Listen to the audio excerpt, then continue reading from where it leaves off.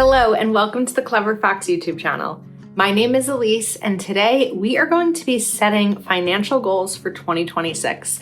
I have my Clever Fox Financial Planner Premium Edition here, and this planner is perfect for not only budgeting, but setting goals and helping yourself set up for the most successful year when it comes to your finances. Make sure that you watch this whole video so you don't miss any of the budgeting tips and tricks that I'm sharing today. And also make sure you are subscribed to our channel and you have that notification bell turned on because we have so many more amazing videos to come. Let's get started.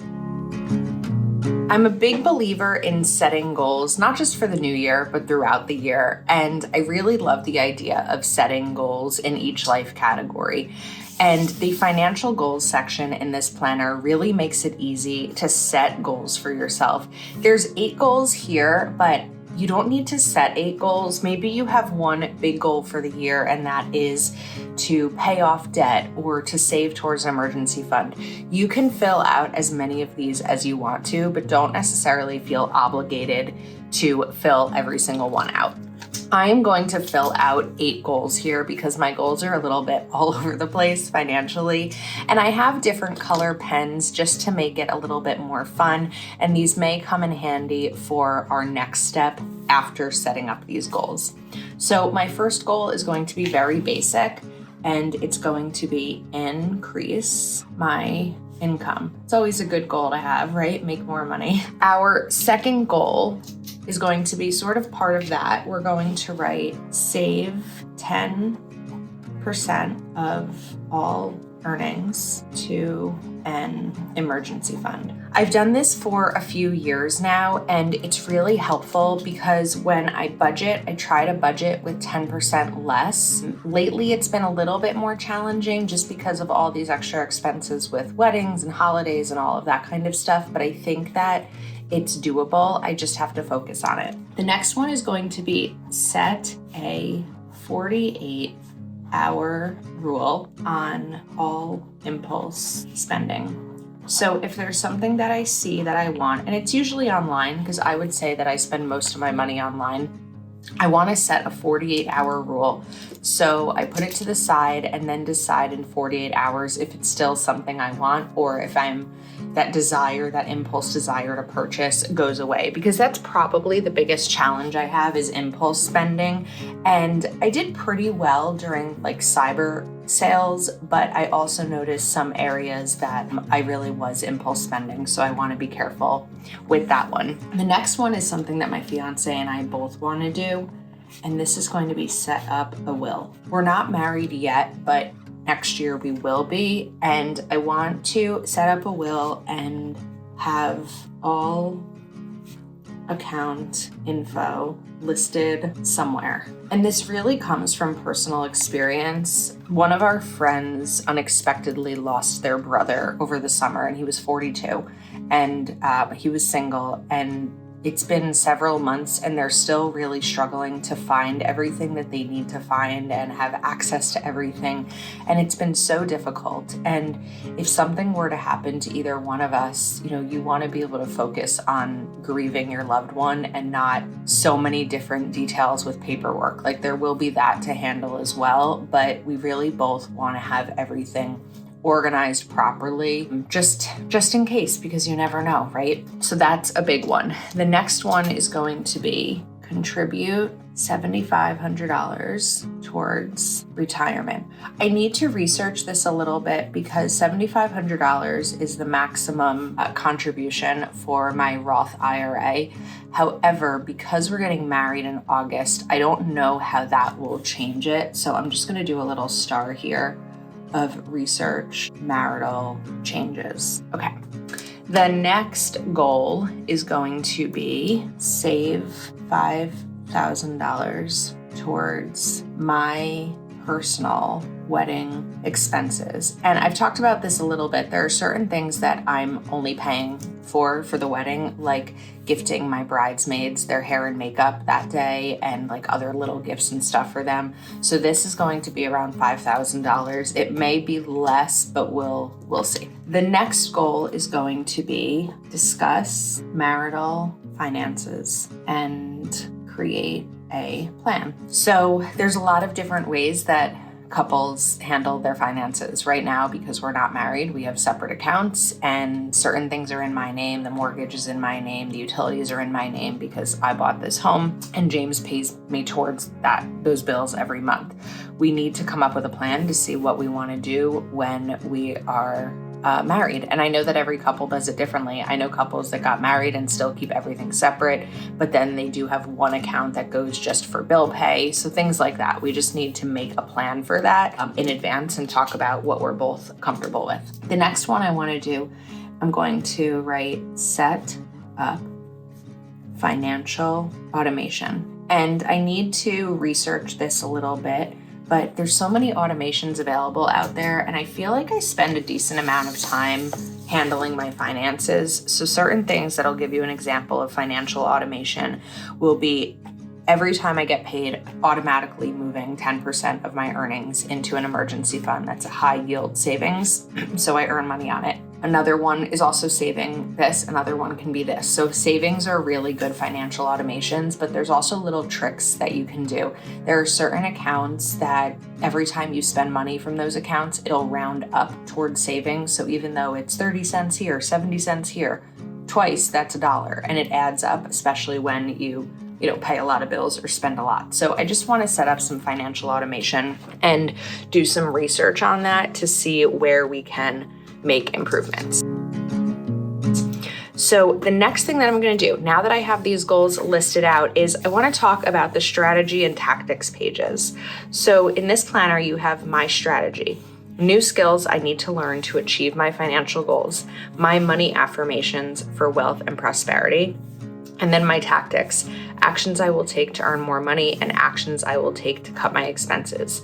One of the reasons that I wanted to add these colored pens here was because I felt that it could be fun to use some of these specific colors to focus on these areas, or add the colors here that focus on these goals. So a lot of what I need to focus on to achieve my financial goals is going to be the 48-hour rule and setting up financial automation.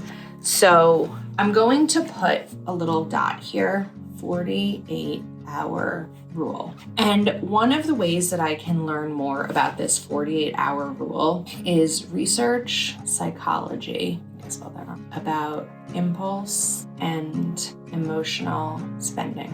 I think that would be really helpful for me because when I understand the psychology of something, it really helps me succeed at it.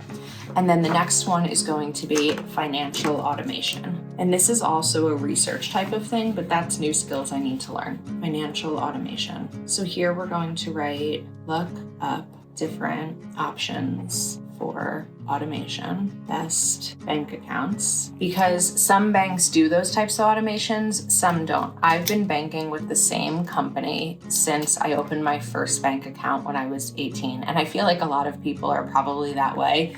And it is a convenient bank because it's everywhere I've lived. It's never been more than 10 minutes from me.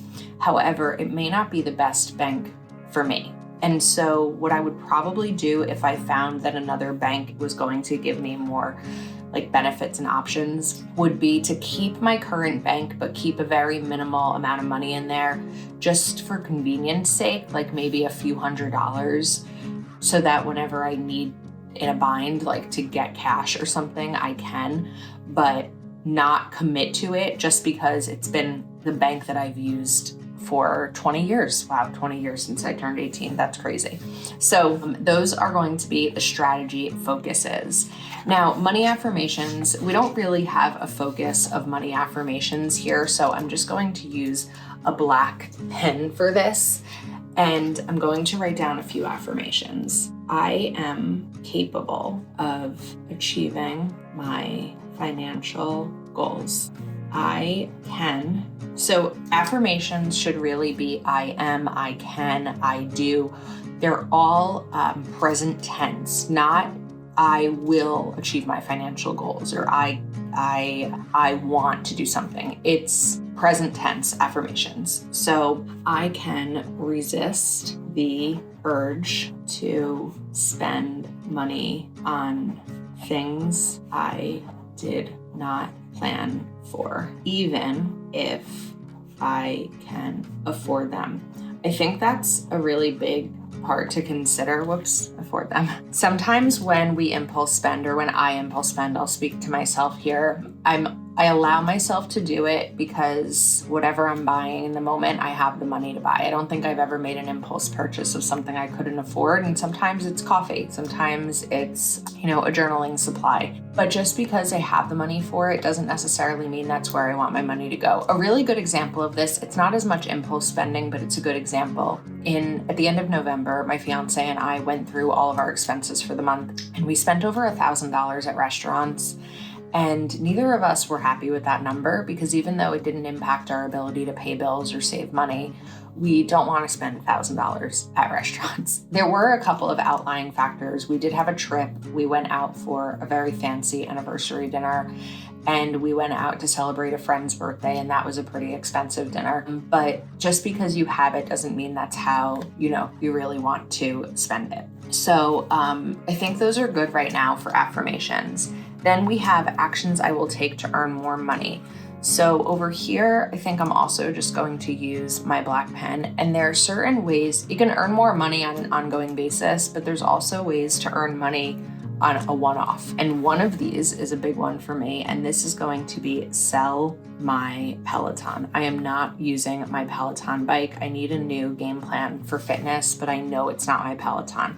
I don't know how much I can get for a used Peloton, but even if it's only a few $100s, that's going to help towards another financial goal. So sell my Peloton, increase my business prices, talk to my boss about options. This one's a little tricky because this year I shifted to a 4-day work week. So I did take a 20% pay cut, and I don't want it to come across like I took a pay cut, but now I'm trying to earn that back with the amount of days in the week. However, I've now been at my job for 9 years, and I'm pretty sure my last raise was 4 years ago. So I think that if the company can handle it, it is time. But that's why I wrote talk to him about options, not just ask for a raise. So I think that one is really important. Now, this one is maybe a little bit controversial. So every time I feel overloaded with stuff in my home, I load up my car and I donate. And while it's wonderful to donate and get things out of the house, I also think that there are certain things that I could be selling and earn some money on. So it just depends on how much time, it would take to do that. So look into selling options. A lot of things are options, or look into, or research, because these are the actions to take, not just get a raise, but talk to my boss about options, look into selling options, things like that. And then the next one is going to be evaluate my highest revenue stream and think about how to utilize it better. Okay, I think those are pretty good actions. Now let's talk about actions I will take to cut my expenses. So we already have the 48-hour rule. The next one is going to be a subscription review. So review subscriptions, review subscriptions and see what I am not using and maybe, just really don't need to be paying for, because I feel like we all have those subscriptions that we're paying for that we're not using. So that's definitely going to be one. The next one is going to be create an inventory. Anytime I go into an area of my home where I have a lot of stuff, let's say stationery supplies or clothing or things like that, I'm overwhelmed by the fact that I have maybe, 10 black leggings and I don't need 10. And it helps me reduce my impulse spending and cutting my expenses, because I'm spending less, because it's if I already have 10 leggings, I don't need any more, things like that. Just really being aware of my surroundings, I think, will definitely help. Another one is going to be negotiate my cell phone bill. My cell phone bill is pretty high, and I don't think it needs to be, but it's just been a while since I've paid attention to it or wanted to spend the time calling Verizon and seeing what I can do to lower the bill. So that's definitely a big one. Another one, this is sort of subscription, but separate, because this is something actionable. Cancel gonna write wedding subscriptions. So for anyone who recently got engaged, there's this world of like wedding box subscriptions out there, and every month they send you these cute things, maybe a countdown calendar, a jewelry dish, pajamas, all those kinds of things. Now that I've been engaged for a few months, I'm like, I don't need all this stuff because I don't have anywhere to put it. So getting rid of those and canceling those. I also have a Crafty subscription, like a Crafty type of brand. It's not the brand name, but I want to cancel it because I'm not really finding time to use it. So I want to make sure that I do that. Then 6 is going to be more meals at home. And this isn't just meals for both of us at home. This also is going to be with friends. So I mentioned we went out for a friend's husband's birthday. That's fine. I have no problem going out and celebrating someone's birthday. But I also think that we can host more and have like pizza and game night, or just more affordable meals at home versus going to a restaurant where you're spending, $30 on a meal. So I think that that's going to be really important here. So I think that we're in good shape. I feel so good after talking through this, and I have my goals set up, and I also have the strategy and tactics, and I feel like I'm ready to start right now. Like it could be New Year's Eve right now, and I'm like, okay, let's go. So it does excite me. You can pick up this planner over at cleverfoxplanner.com. If you haven't yet set your financial goals, take this as the sign to do it. It doesn't have to be difficult. You can replay this video, put on your favorite playlist, and just sit down and start thinking about what you would like 2026 to look like financially. If you are not yet subscribed to our channel, please make sure that you click that subscribe button and you turn on the notification bell. Also, give this video a thumbs up while you are at it. Thank you so much for watching. Happy holidays, happy planner setup season. We hope you enjoyed, and we'll see you soon.